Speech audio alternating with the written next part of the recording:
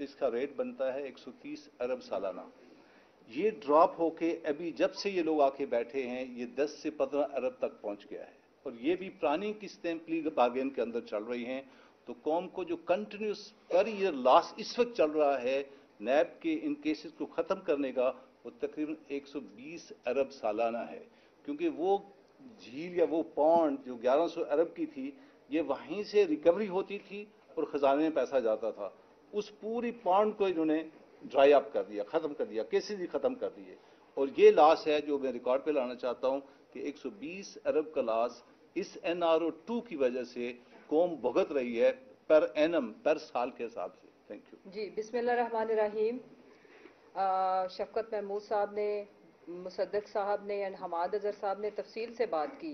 मैं सिर्फ 1 मिनट लूँगी और मैसेज ये दूँगी कि आप हमें क्या स्पेस दोगे। बेसिकली ज़रा बाहर निकलो पाकिस्तान के अंदर।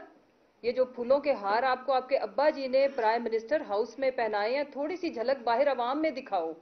किसी जगह पे निकलो, रात के अंधेरे में चुपके से स्टेट सिक्योरिटी के अंदर पहुंच के, और उसके बाद स्टेट सिक्योरिटी के अंदर आपने ये जो बातें की है ना, इसका जवाब आप किसी जगह पे निकल के दिखाओ। मैं आपको चैलेंज करती हूँ। तो पाकिस्तान की 22 करोड़ आवाम आपको बताएगी कि वो आपको कितनी स्पेस दे रहे हैं।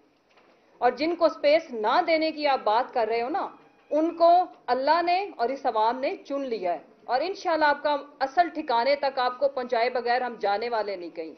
दूसरी बात, आपके अम्मी का जो कारोबार आपके भाई ने बताया था ना कि चमड़े का कारोबार करती हैं, इसलिए ये पैसे हमें आते हैं और जाते हैं।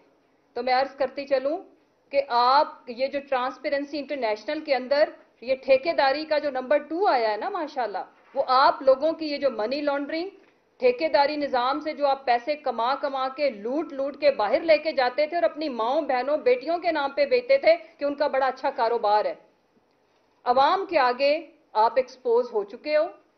आपको ये मैं वादा करती हूं कि चाहे जिस मर्जी दूर दराज किसी जजीरे के अंदर आप फार्म हाउस खरीद लो, एवन फील्ड अपार्टमेंट्स को बेच के आप जहां पनाह लेने की कोशिश कर रहे हो कि आपको लंदन में वहां तक आवाजें चोर चोर की नहीं आएंगी, तो लोग आपका मुहासबा करेंगे। लूटी हुई दौलत आपको हम कहीं भी हंडाना और सुख के साथ इंजॉय करना नसीब नहीं होने देंगे। मुल्क के अंदर इंशाल्लाह 2/3 मेजॉरिटी लेके आपका आईनी और कानूनी मुहासबा करेंगे, और जो असली वारिस है, जिनके वसाइल को आपने लूटा है, वो आपका मुहासबा गली मोहल्ले में कर भी रहे हैं, करेंगे भी। इसकी स्पेस का मैं आपको फिर जवाब दूं कि जब इलेक्शन होएगा, जितना मर्जी आप आगे भाग लो, जितना मर्जी आप NRO2 अभी जो जारी हो सारी है उसकी एग्जीक्यूशन, एक आपके लिए अवाम ने भी सजा लिखी है, वो ये कि आप कैंपेन करके दिखाना। एक, जब आपके अब्बा जी और आपके ताया जी पार्लियामेंट्री बोर्ड बनाएंगे ना, तो आप अपने, जिस तरह आपने लूटी दौलत सिर्फ अपने खानदान के अंदर बांटी है ना, टिकटें भी सिर्फ अपने खानदान के अंदर बांटोगे। 50 तुम ले लेना, 50-50 अपनी कजन को दे देना। ना आपके टिकट पे कोई इलेक्शन लड़ने को तैयार होगा, या PTI के निशान पे लड़ेंगे लोग, या इंडिपेंडेंट लड़ेंगे।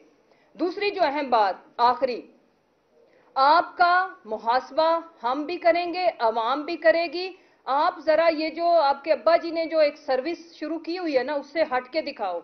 हिम्मत है तो इलेक्शन कराओ। आप क्यों इलेक्शन से भाग रहे हैं? जिस दिन इलेक्शन हो गया ना, अवाम आपको बताएगी कि आपकी औकात क्या है। आपकी औकात डिग्गी में बैठना है, चेरी ब्लॉसम का टाइटल लेना है, इससे आगे की नहीं है। तो जब आपके वालिद की इतनी औकात है, तो आपकी क्या औकात कि आप हमारे chairman, next prime minister, 2/3 majority के प्राइम मिनिस्टर के बारे में बात करो, लेकिन आपके खानदान का ये वतीरा है औकात से बढ़ के बातें करना, बढ़ के मारना। और आज का जो दौर है, आखिर में मैं कहूंगी ये वो बदकिस्मत दौर है जिसमें हम जी रहे हैं कि चोरू चक्का चौधरी, बाकी मैं डैश डैश छोड़ती हूँ, वो भी आपके खानदान पे फिट बैठता है। Thank you.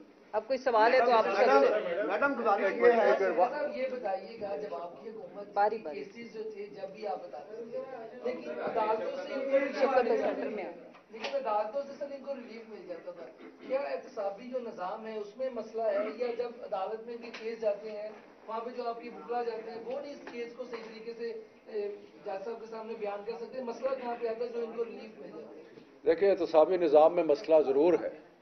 हमारे सारे लीगल सिस्टम में बड़ा प्रॉब्लम है डिले का और बाकी चीज़ों का, लेकिन साथ साथ अगर कहीं से ये ख्वाहिश हो कि इनको सज़ा नहीं देनी